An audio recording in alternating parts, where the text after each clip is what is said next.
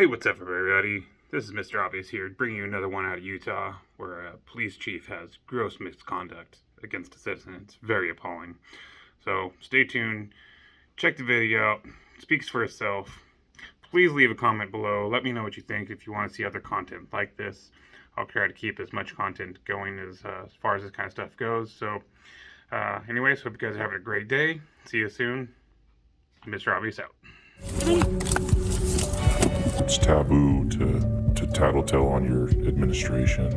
You were under investigation for putting your hand on someone's throat. I just want to know what happened. We could debate all day long. Right? Did he put his hands on his throat? Did he not put his hands? Was it an accident? Was it intentional? Right? Did he squeeze? Did he not squeeze? He needs to be fired. This is what's wrong with law enforcement. Earlier this year, the chief of the Heber City Police Department was placed on administrative leave, accused of choking a suspect while placing him in the back of a police car. For months, even after the chief was cleared of all wrongdoing, Heber City has refused to talk about the case, release public records, or even explain why the chief was under investigation. Tonight, in a Fox 13 News exclusive, you will be among the very first people outside of the department to see the body camera video. As Fox 13 investigative reporter Adam Herbitz explains how officers feel that they've been retaliated against for crossing the thin blue line. Camera on. Man, please have my glasses and my shoes. Thank you. I don't want to fight with you guys. On March 31st, paramedics were treating Jesse James Rodriguez. Minutes earlier, his wife called to report he was drunk and wanted him out of the house. When Heber City police got there, officers say Rodriguez tried to grab one of their guns. I will assault you. Come on. There you go. Chief Dave Booth was on scene. He says he was done being patient and decided it was time to take Rodriguez to jail. Officers say until this point, everything they saw was appropriate. But watch the chief's right hand as he struggles to get Rodriguez into the back of the police car. I couldn't hear or tell if the suspect was breathing. Couldn't hear or tell. I did see that it was a grab and there was pressure placed on the trachea. This man is a veteran Heber City police officer who left the department but is still too nervous to reveal his name or face. He is not one of the officers who reported the chief, but agrees with those who did, especially after reviewing body camera video. We have an obligation to police ourselves. Nobody's above the law, and nobody's allowed to do whatever they want. I don't care if you're the chief of police. You can't do that to somebody that's handcuffed in the back of a police car. You can't do that. Absolutely, it's a case that should be reviewed, especially in light of the position that the department took shortly before this happened regarding any sort of neck or choke restraint. Chris Burbank used to be chief of the Salt Lake City Police Department. He's referring to an email sent out by Heber City's use of force sergeant months prior to the incident, reminding officers that any type of choking technique is not allowed. In fact, he says Chief Dave Booth should not have even touched the suspect, especially with so many other officers standing around. As the administrator, I never wanted to put my officers in a position to have to investigate me. That is just a horrible position to be in.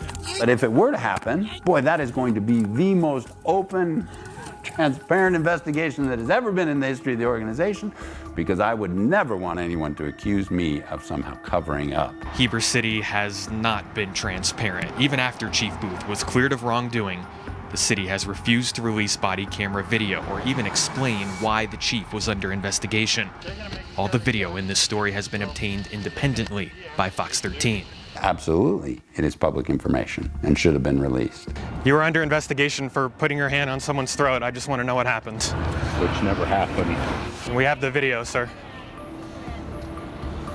As the chief continues to deny what happened, we found the comment he gave us contradicts what he told state investigators.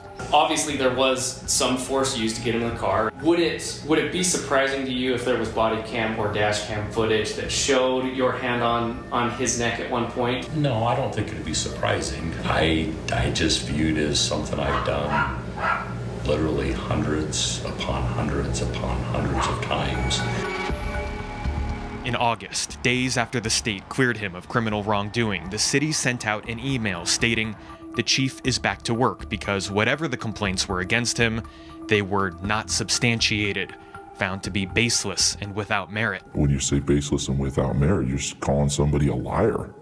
And you're saying that this never happened. State investigators tell Fox 13 they cannot explain the city's email because they never told Heber City the complaint was baseless or without merit. Now that he's survived this, he was going to come after us and in any way that he could. The day after the email, multiple officers tell Fox 13 the mayor called a mandatory police department meeting. She was very upset. Somebody in our agency had gone to the media. She told us, and I quote her, and this is Colleen Potter from Heber City, that she believes in karma and karma's a bitch. That is unethical. That is unethical, and whoever implied, suggested, hinted at it should no longer be employed. City Attorney Mark Smedley verified the mayor's comments, but said he could not remember the context. The mayor has ignored all requests for comment. And then they saved the chief for last. And this guy's angry when he's talking to us. I'm going to make you guys tell me who did this. I'm going to make you. And you're going to do what I tell you. And if you don't, I'm going to fire you. It seemed very clear to me that the city's reaction to the complaint against the chief was violating Utah law. It was retaliation. Cameron Platt is the attorney representing Sergeant Jason Jarvie, one of the officers who reviewed the body camera video and filed a written complaint. He says whether the chief's use of force in this case was excessive is up for debate, but the law requiring officers to report concerns is not. They could be criminally culpable for covering up. The way that the city treated it and reacted is much more important and much worse. If it was such a minor use of force, why so much effort to cover it up? Sergeant Jarvie says his supervisors strongly encouraged him to take a demotion after reporting the chief. He has since left the department, quote, solely due to the city's retaliatory actions.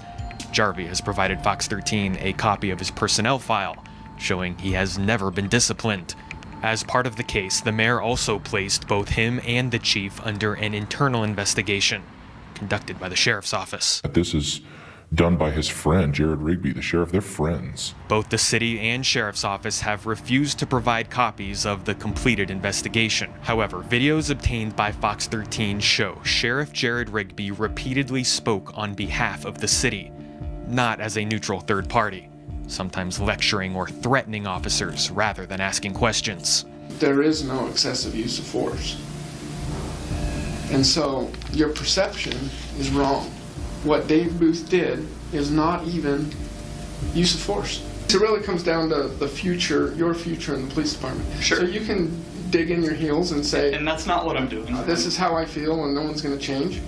And okay, that's your decision. You just won't get any trusted positions having to do with DT and use of force and sergeant and those kinds of things because you're not willing to learn and be open-minded to it. I cannot believe you would even wander into that area.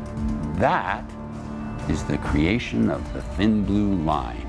I'm here to tell you right now, they'll never tell on him again. They'll never do anything like that again. This will never happen again in Heber City. This is what's wrong with law enforcement. Sheriff Jared Rigby has also ignored our requests for comment and refuses to provide a copy of his internal affairs investigation. Multiple officers have already left the department because of this case. Others say they're in the process of trying to do the same.